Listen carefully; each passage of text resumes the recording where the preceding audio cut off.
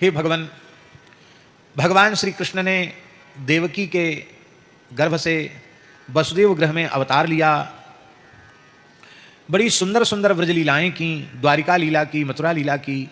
उन भगवान श्री कृष्ण के सांगोपांग चरित्र को आप कृपा करके हमें सुनाइए, क्योंकि भगवान के अवतार के दो प्रयोजन हैं। बहुत सुंदर श्लोक है ये, यस्यावतारो भूतानाम क्षेमाय च भवाय च।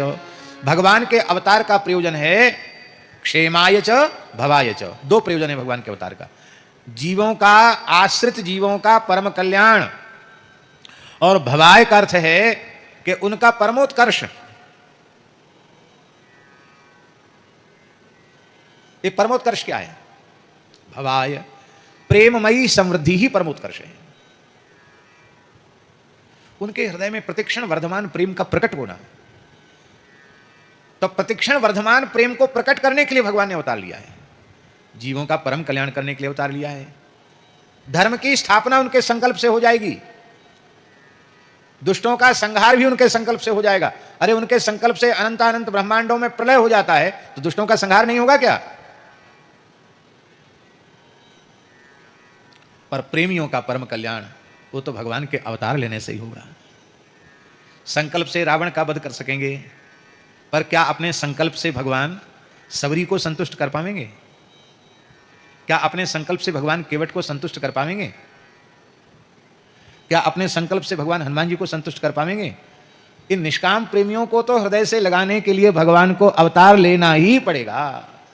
क्षेमाय च भवाय च, आश्रित जनों का परम कल्याण और उनका परम प्रेमोत्कर्ष, उनकी प्रेममयी समृद्धि के लिए हे प्रभु हमको लगता है भगवान अवतार लेते हैं।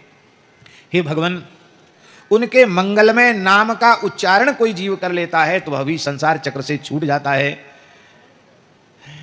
गंगा जी का बहुत लंबे समय तक सेवन करे तो पवित्र होता है, और भगवान के चरण कमलों का स्मरण करने से तो तत्काल पवित्र होता है। अपवित्रः पवित्रो वा सर्वावस्थां गतोऽपि वा यस्मरेत् पुंडरीकाक्षं सबाह्याभ्यन्तरशुचिः। वो बाहर भीतर दोनों से पवित्र हो जाता है। हे भगवान, उन भगवान के पवित्र लीला चरित्रों का आप कृपा करके वर्णन करें। यदि आप ये कहते हो कि आप तो कोई नई कथा सुनने थोड़ी बैठे हैं, आप लोग तो 1000 साल का संकल्प लेके बैठे, पता नहीं कितनी बार कथा सुन चुके हैं, रोज कथा कीर्तन आपके बीच में होता ही है। तो सौनक जी महाराज कह रहे हैं कि भगवान, श्रोता का लक्षण ही यही है, यत् शृण्वताम रसज्ञानाम स्वादु स्वादु पदे पदे। यही श्रोता का लक्षण है। जो रसज्ञ रसिक श्रोता होते हैं उनको तो कथा के प्रत्येक अक्षर में, प्रत्येक पद में एक नवीन रस का अनुभव होता है, नवीन आस्वादन प्रेम का रस का होता है। इसलिए भगवान की प्रत्येक कथा नवीन हो जाती है, पुरानी कोई होती ही नहीं, हर कथा नवीन हो जाती है। कथा ही नहीं, भगवान का नाम भी नित्य नूतन है। आपको कभी मन में आता है कि श्री राम जय जय राम तो पुराना हो गया कीर्तन, अब इसको बदल दो, नया कोई गाओ, वही बढ़िया लगेगा। हरे राम राम राम हरे हरे, हरे कृष्ण कृष्ण कृष्ण हरे हरे, ये तो पुराना हो गया, कोई नया लाओ।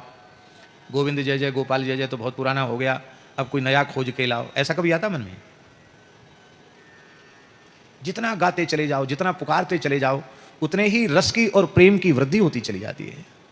आहा, हे भगवान, इस नैमिषारण्य वैष्णव क्षेत्र में यज्ञ का तो बहाना है, हम कथा श्रवण का 1000 वर्ष तक कथा श्रवण का संकल्प लेकर के बैठे हैं।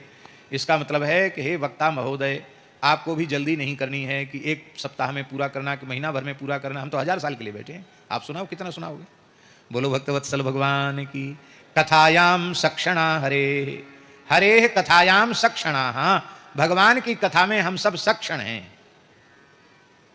बहुत से लोगों के पास और काम के लिए तो बहुत समय है, पर कथा के लिए समय उनके पास नहीं है। पर और काम के लिए समय भले ही न हो, पर कथायाम सक्षणा, कथा के लिए ही हमारे जीवन में क्षण होना चाहिए। कथायाम सक्षणा हरे। प्रश्न सुनकर के सूत जी बड़े आनंदित हुए।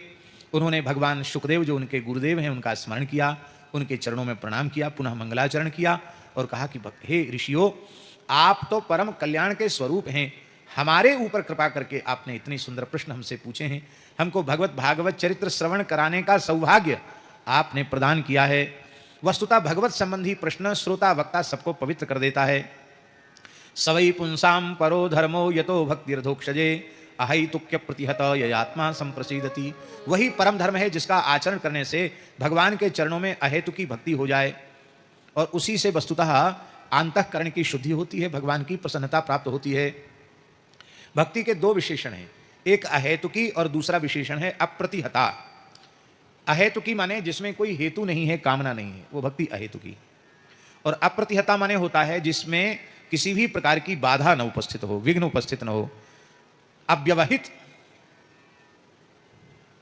भक्ति, अबाधित भक्ति, बाधित न हो। ये निष्काम भक्ति से ही, अहेतुकी अप्रतिहता भक्ति से ही अहेतुक अप्रतिहत ज्ञान और अहेतुक अप्रतिहत वैराग्य उत्पन्न होता है। ज्ञान और वैराग्य के भी दो विशेषण हैं। देखो, सहेतुक जो ज्ञान होता है वो समय आने पर प्रतिहत हो जाता है, नष्ट हो जाता है।